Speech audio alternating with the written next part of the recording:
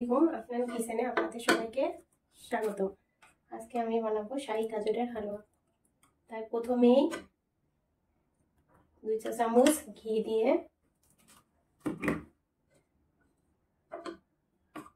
চুলাটা অন করে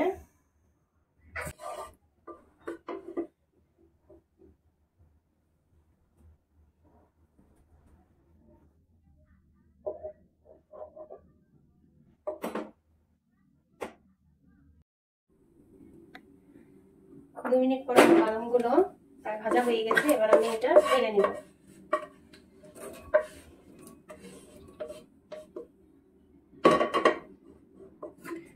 ঢেলে নেওয়ার পর আমরা ওই প্যানে আরো প্রায় 2 টেবিল চামচের মতন ঘি দিয়ে দিব।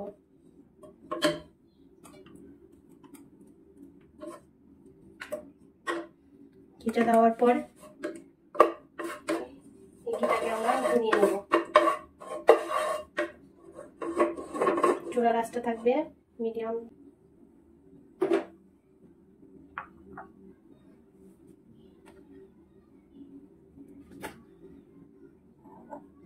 ঘিটা গলা হয়ে গেলে প্রায় আমরা 1 কেজির মতন নিয়েছি গাজর গ্রেট করে কুচি করা।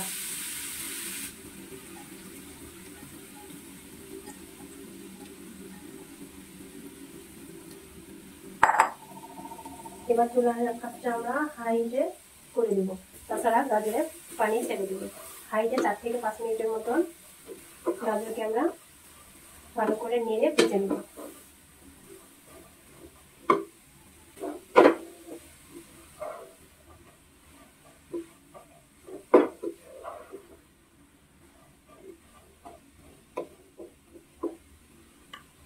আমার ঘিটা একটু কম লাগছে, তাই আমি আরো 1 টেবিল চামচ ঘি দিয়ে দেব।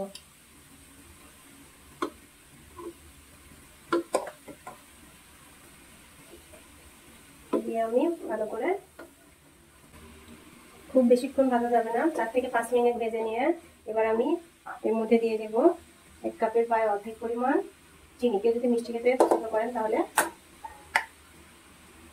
আর একটু বাড়িয়ে দিতে পারেন। চিনিটা দেওয়ার পর আবারও ভালোভাবে মিশিয়ে নেব। তারপর আমি 1/2 চা চামচ দিয়ে দেব এলাচের গুঁড়ো। শাহী গাজরের হালুয়াতে সুন্দর স্বাদ আসার জন্য এলাচটি আমি হালকা তাওয়াতে গরম করে নিয়ে পাটায় বেটে গুঁড়ো করে দিলে স্বাদটি বেশি আসে। ভালোভাবে নেড়ে দেব। এবার একটু ঢাকনা দিয়ে ঢেকে দেব 2 মিনিটের জন্য।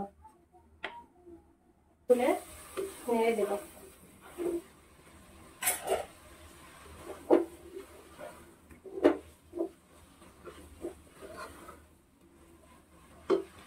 এবার ওই একই কাপে চামচের মাপ করে দিয়ে দেব প্রায় 2 কাপ পরিমাণ দুধ।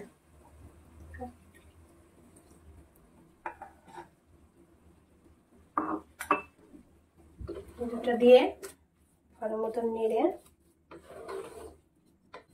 রেখে দেবো 3-4 মিনিটের জন্য। 3 মিনিট পর আমি ঢাকনাটা তুলে আরেকবার ভালোভাবে নেড়ে দেবো। দিয়ে দেখবো দুধটা শুকিয়ে গেছে কি। দেখুন দুধটা শুকায়নি, আমাকে আরো প্রায় 3 মিনিটের মতন ঢাকনা দিয়ে ঢেকে রান্না করতে হবে।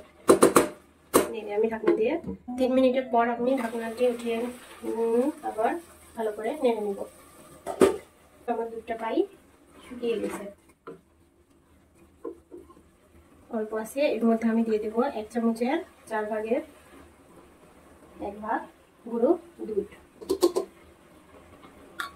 দুধটা দেওয়ার পর আমি আবারও ভালো করে মিশিয়ে এবার আমি ঢাকনা খুলে যতক্ষণ না এই পানিটা শুকিয়ে আসে ততক্ষণ পর্যন্ত নেড়ে নেড়ে, আমি 1 কেজি গাজরের জন্য যে পরিমাপটি দিয়েছি এটাই পারফেক্ট। এর থেকে বেশি দিলে গাজরটি খেতে তেমন ভালো লাগবে না, তাই আপনারাও এই পরিমাপটি দেবেন। গাজরটি নাড়তে নাড়তে একবারে চুচুড়া শুকিয়ে ফেলতে হবে, যেন গায়ে কোনো পানি না থাকে। এভাবে ছিটলে যেন কোনো গাজর বের না হয়। দেখুন গাজরের থেকে পানিটি প্রায় শুকিয়ে এসেছে। আমার প্রায় গাজর রান্না শেষ প্রান্ত। এবার আমি ভেতরে ভেজে রাখা বাদামগুলো দিয়ে দেবো।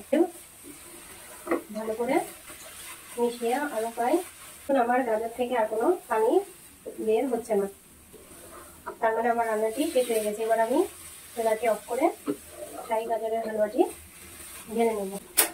চুলাটি অফ করে হালুয়া।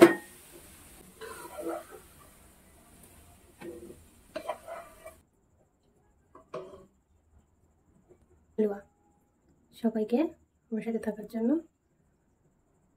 ধন্যবাদ।